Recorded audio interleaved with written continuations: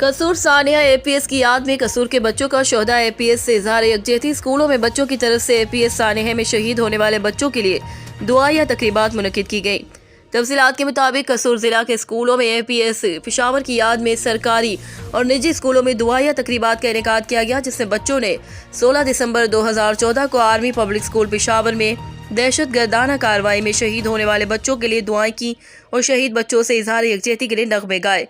बच्चों ने दुश्मन को अपना पैगाम देते हुए कहा कि हम हरगिज इन दहशत गर्दाना कार्रवाइयों से डरने वाले नहीं और ना ही एपीएस के बच्चे डरे थे। जिला कसूर के बच्चों का कहना है कि एपीएस पेशावर के बच्चों ने अपनी जानें देकर दुश्मन के नजरियात को खाक में मिलाया और हम पढ़ लिख कर इस अर्ज़े पाक के मोअज़्ज़िज़ पढ़े लिखे शहरी बनकर दुश्मन के अज़ाइम को खाक आलूद करेंगे।